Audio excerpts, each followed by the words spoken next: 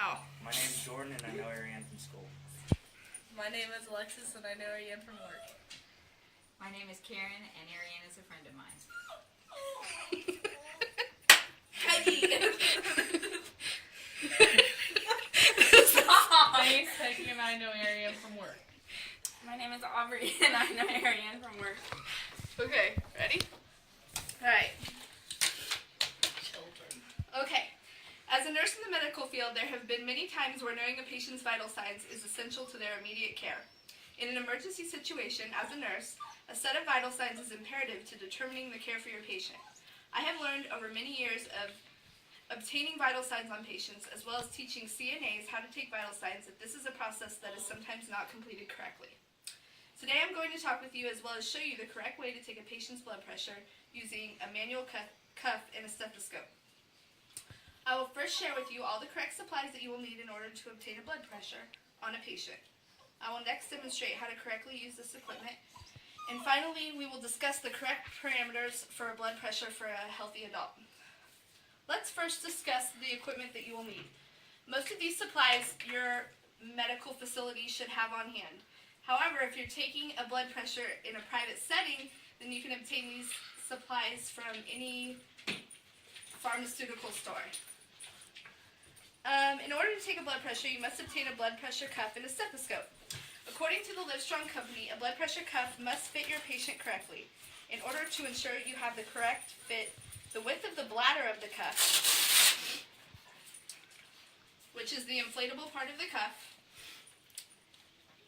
must cover 50% of the circumference of the arm. Also, the length of the bladder must cover anywhere from 80 to 100% to be an appropriate fit. The blood pressure cuff will come with attached pump right here and a dial that is measured in millimeters of mercury, which is a unit of pressure. Once you have ensured that your cuff is the appropriate size for your patient, you will need a stethoscope. A stethoscope is used to listen to the patient's pulse while the blood pressure cuff is inflated. I will now demonstrate how to properly use each piece of equipment to obtain your patient's blood pressure. We will now determine if we have the correct size of cuff. Thank you, Lexi.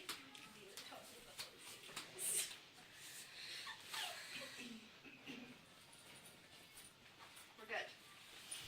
Now that we have determined that we have the correct blood pressure cuff, we can now apply the blood pressure to the arm. We first want to make sure that the patient has not had any surgeries in the arm that we will obtain the blood pressure in. Since this patient hasn't had, we are able to use either arm to take her blood pressure. First, you will want to make sure that your patient is sitting upright and is able to rest their arm in a dependent position. Next, you will want to explain to your patient that you are going to take their blood pressure and that this is a procedure that will not harm them. Explain that they may feel the cuff squeeze their arm for a short amount of time, but it shouldn't hurt them. After you have your patient's permission, you can proceed. You will then need to locate the brachial artery. This is an artery that will be in the inside of your elbow towards the outside, and you should feel it pulsating. Once you have located this artery, then if you look at your blood pressure cuff, there will be a spot with an arrow that says where to place the cuff onto the artery. Since this is her left arm, it says left arm with an arrow. Next, we will wrap the blood pressure cuff around where we last felt the artery, making sure that the arrow lines up with the artery. You will then secure the cuff with the Velcro and attach the dial to the blood pressure cuff. As you can see, maybe, this dial attaches from here, and you can set it here. It makes it easier so you have more free hands. You will then need to put your stethoscope in your ears and place the larger part of your stethoscope end on the place you previously felt the patient's artery pulsating. This makes it easier to hear while you are inflating the cuff. You next grab the pump of the blood pressure cuff.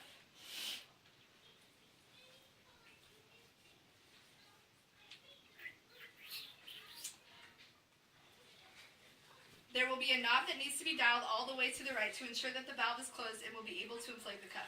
Once this is done, you are ready to start inflating your cuff. With a stethoscope in place, you can begin inflating your cuff slowly by pumping the attached pump of the blood pressure cuff.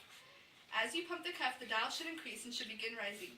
Listen carefully. You will begin to hear a pulse. Continue increasing the inflation of the cuff by using the pump until you can no longer hear the patient's pulse through your stethoscope.